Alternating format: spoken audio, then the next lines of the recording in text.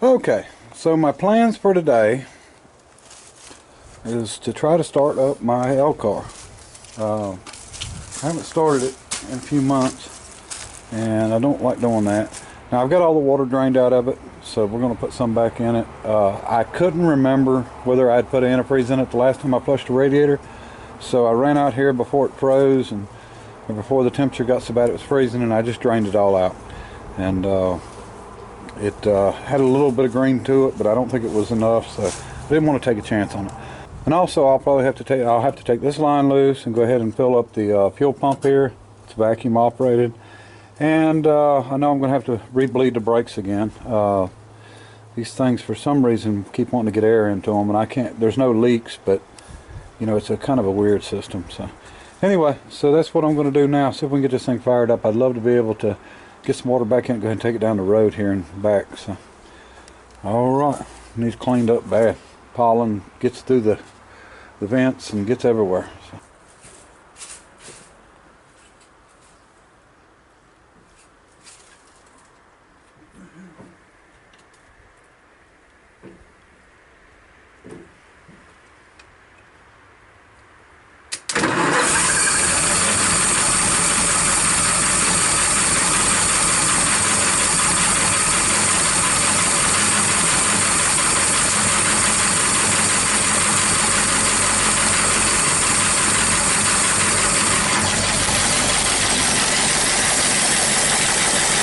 Alright, she's running. Get my fuel tank hooked back up.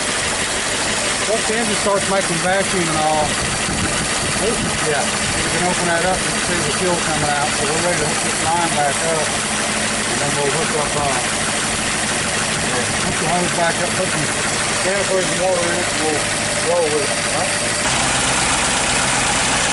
Okay, we got her filled up with water and antifreeze. Running good.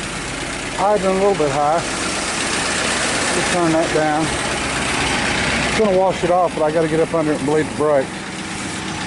I wanted to go ahead and tell everyone. I know there's probably a lot of people have seen this car, but we've got some new subscribers that maybe haven't.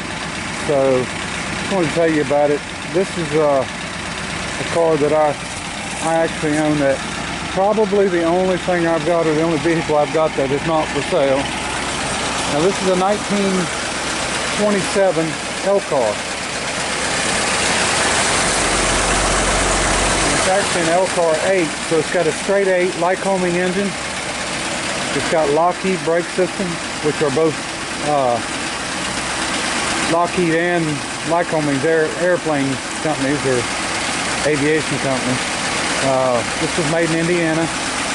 There's 61 of these cars known left to exist, and a lot of them in really rough shape. So this one's not perfect by any means, but it is all together and running and drives. It's actually got the original bumpers.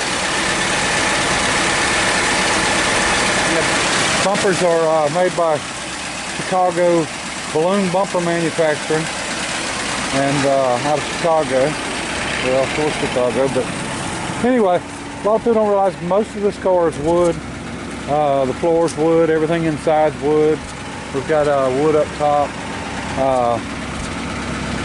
The plans on this car is to get the wood finished up, get some paint on it, get some interior done. And I keep it under the shed here. I don't know when I'm going to be able to get working on it. Hopefully I'll have another shop up this year, so maybe I can get on it and get it done. I really want to repaint it. It's going to be like a light green with black fenders, about like the green that's on the 50 Chevrolet there, which I have determined and think that was the original color. But anyway, got a lot to do on it. I've done quite a bit to it. Put tires on it. Went through it, got it running right, and it didn't run when I got it, but you know, it wasn't in terrible shape. So anyway, I'm going to go ahead and get the brake plate out on it. Let's shut her back off here.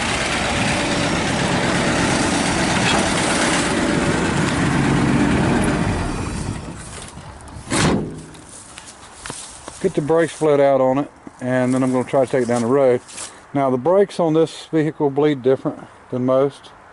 You don't pump them and then let them off. You actually just open the valves up and let about a capful or so of fluid run out, maybe a little more than that, and then tighten it back up and pour it back into your master cylinder.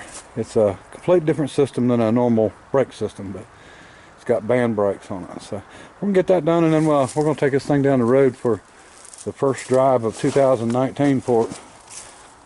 But maybe clean it up a little bit. All right. Okay, folks. I figured I would show everyone a quick tutorial here on how to bleed brakes on this Elcar. Now, this may be the same, I'm sure, as some of the others of the 20s and mid to early 20s. But anyway, start off by taking this screw out of the end of the bleeder. This just keeps your dirt, everything like that out. Put it where you don't lose it.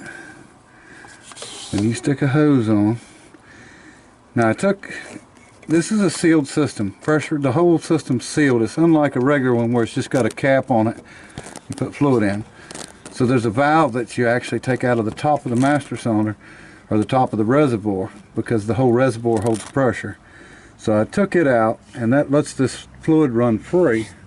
So we're going to take our little cup here, and we'll sit it here. Be tough to do with one hand.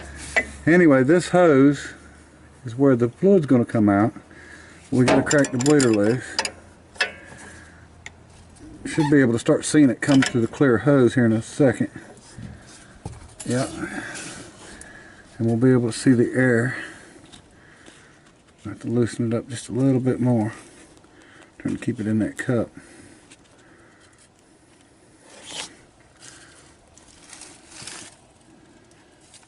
Use the camera here to try to hold it to where the cup don't fall.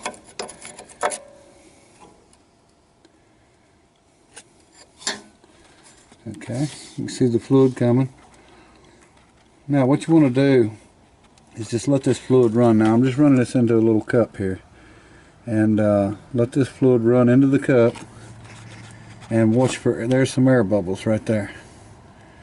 So what we're doing is we're draining out, we're basically getting all the air out by gravity. The fluid's up top in the reservoir and it's just pushing down. And not quite sure how we're getting air back in the system, but after it sits a while, a month or two, it gets air back into the system somehow. So the brakes have all been redone on it. The wheel cylinders was redone, but it still may be a little issue to them. None of them is leaking, but that don't mean that you still can't get air in there somehow. So I think that's it. Let's see if it's still running. Yeah, see, we're still running a little bit of fluid. So we got no air through it coming out no more, so now we just tighten it back down.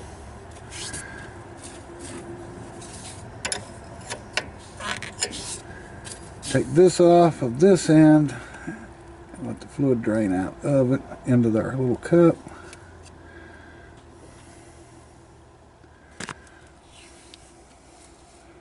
Okay, now in the manual it says to pour the fluid back into the reservoir, but we're not going to do that.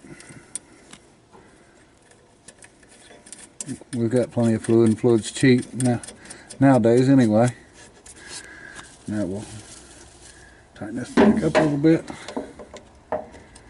and that's it. You do all four wheels like that by yourself. You don't need any help. And then once you put the plunger back in the master cylinder, which I'll show you how that works now. Here's our plunger, spring loaded, and that's where it cuts it off. This goes down into the bottom of the reservoir and stops the fluid down here from changing. But now if you want to add fluid to the system, what you do is you undo this, you pump it a few times and let it sit, and then this shoves back down and tightens back up. So it's kind of a weird system. I said the reservoir was pressurized earlier. It's not pressurized, actually. It's below that. That's what this valve cutoff valve's for. So anyway, we'll finish bleeding it out, We'll finish bleeding the back out. We're done with the front, and then we can take this thing for a little drive. All right, here we go. I haven't done this one in NASCAR mode. Now you're gonna hear the transmission line. A lot of people ask about that. That's the way it is. It's straight through gears, and you're gonna get that no matter what. Try to drive.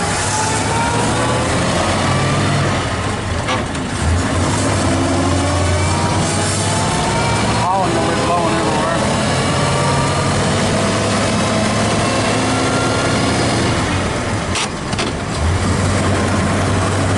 Now because fourth gear is direct drive straight through, you don't have that winding.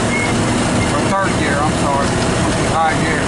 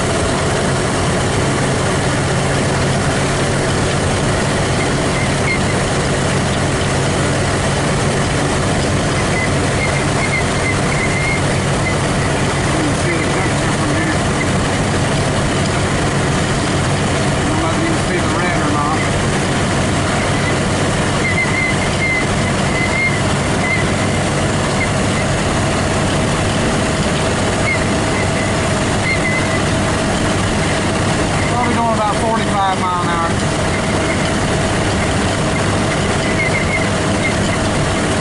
Alright, get both hands working, drive right.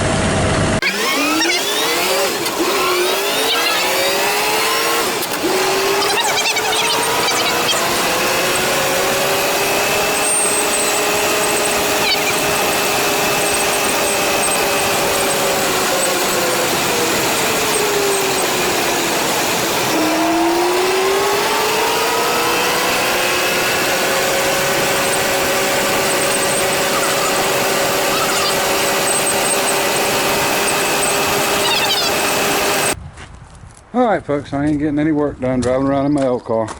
Appreciate everybody watching. Till next time. Bye.